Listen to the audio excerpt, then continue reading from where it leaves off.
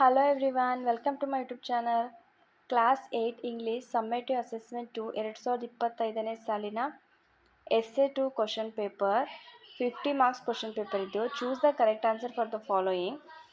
4 questions ಇರುತ್ತೆ. So ನೀವು ಸರಿಯಾದ ಆಪ್ಷನ್ನ ನೀವು ಯಾವುದು ಅಂತ ನೀವು ಬರೀಬೇಕಾಗುತ್ತೆ. ಈ ಒಂದು 4 ಕ್ವಶನ್ಸ್ ನಿಮಗೆ ಗ್ರಾಮರ್ ರಿಲೇಟೆಡ್ ಕ್ವಶನ್ಸ್ಗಳೇ ನಿಮಗೆ ಜಾಸ್ತಿ ಇರುತ್ತೆ. ಸೊ ನೀವು ಗ್ರಾಮರ್ನ ನೀವು ಇಲ್ಲಿ ಕಂಪ್ಲೀಟಾಗಿ ನೀವು ಪ್ರಾಕ್ಟೀಸ್ ಮಾಡಬೇಕಾಗುತ್ತೆ.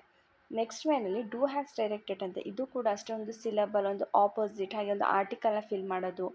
ಸೊ ಈ ಥರದ ಸಫಿಕ್ಸಸ್, ಪ್ರಿಫಿಕ್ಸಸ್ ಅಥವಾ ಪ್ರಿಪೋಸಿಷನ್ನ ನೀವು ಫಿಲ್ ಮಾಡಬೇಕು, ಕಂಜಕ್ಷನ್ನ ಫಿಲ್ ಮಾಡೋದು. ಸೊ ಈ ಥರ ಒಂದು ಟೈಪ್ಸ್ನ ಅವರು ಕ್ವಶನ್ ಕೊಟ್ಟಿರ್ತಾರೆ. ಅದ್ರ ಜೊತೆ passivise question, ಆ್ಯಕ್ಟಿವೈಸ್ changes into passivise. So ಈ ಥರ ಒಂದು ಟೈಪ್ ಕ್ವಶನ್ಸ್ಗಳು ನಿಮಗೆ ಇಲ್ಲಿ ಜಾಸ್ತಿ ಕೇಳಿರ್ತಾರೆ.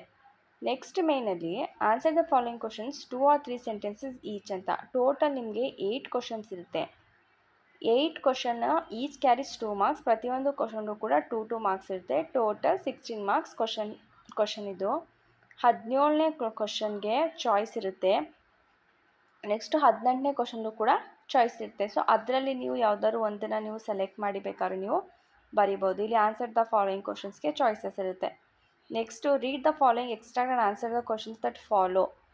ಇಲ್ಲಿ 2 ಎಕ್ಸ್ಟ್ರಾಕ್ಟ್ ಕ್ವಶನ್ಸ್ ಇರುತ್ತೆ. ಇಲ್ಲಿ 3 ಕ್ವಶನ್ಸ್ ಅಂದರೆ 2 ಕ್ವಶನ್ ಇದೆ. ಒಂದು ಕ್ವಶನ್ ಅಟೆಂಡ್ ಮಾಡಿ ನಿಮಗೆ 3 ಮಾರ್ಕ್ಸ್ ಇರುತ್ತೆ.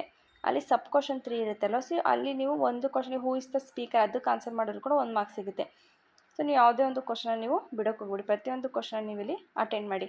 19th ಒಂದು ಕ್ವಶನು ಅಷ್ಟೇ, 21 ಕ್ವಶನ್ ಅಷ್ಟೇ. 2 ಕ್ವಶನಿಂದ ನಿಮಗೆ ಟೋಟಲ್ 6 ಮಾರ್ಕ್ಸ್ ಇರುತ್ತೆ. ಈ ಒಂದು ಕ್ವಶನ್ಸ್ ನಿಮಗೆ ಟೆಕ್ಸ್ಟ್ ಬುಕ್ಕಲ್ಲೇ ಆನ್ಸರು ಸಿಗುತ್ತೆ ಅಥವಾ ನೋಟ್ಸ್ ಕೂಡ ಬರ್ಸಿರ್ತಾರೆ. Next write a paragraph by using the below information.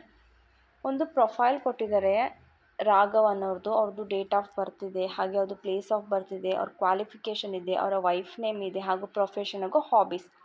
ಅವರು ಅದನ್ನು ಒಂದು ಪ್ಯಾರಾಗ್ರಾಫ್ ರೂಪಲ್ಲ, ಒಂದು ಪ್ರೊಫೈಲ್ ಟೈಪಲ್ಲಿ ಅವರು ಕೊಟ್ಟಿದ್ದಾರೆ, ಒಂದು ಬಯೋಡೇಟಾ ಅವ್ರದ್ದು. ಸೊ ಅದನ್ನು ನೀವು ಸೆಂಟೆನ್ಸ್ ಅಂತ ಪ್ಯಾರಾಗ್ರಾಫಲ್ಲಿ ನೀವು ಬರಿಬೇಕಾಗುತ್ತೆ, ಸೆಂಟೆನ್ಸಲ್ಲಿ. For example name is Raghav, his birth date, his birth place. So ಈ ಥರ ನೀವು ಅದನ್ನು ಚೇಂಜ್ ಮಾಡಿ ಒಂದು ಪ್ಯಾರಾಗ್ರಾಫ್ ರೂಪಲ್ಲಿ ಕನ್ವರ್ಟ್ ಮಾಡಿ ನೀವು ಬರೀಬೇಕಾಗುತ್ತೆ. ನೆಕ್ಸ್ಟು ಕೋಟ್ ಫ್ರಮ್ ಮೆಮೊರಿ ಅಂದರೆ ಒಂದು ಪೊಯಮ್ ಇದೆ. ಒಂದು ಪೊಯಮ್ದು 4 ಲೈನ್ಸ್ ಇದೆ. ಈ ಒಂದು ಲೈನ್ಸ್ನ ನೀವು ಬರೀಬೇಕಾದ್ರೆ 4 ಮಾರ್ಕ್ಸ್, ಇದರಿಂದ ನಿಮಗೆ 4 ಮಾರ್ಕ್ಸ್ ಸಿಗುತ್ತೆ.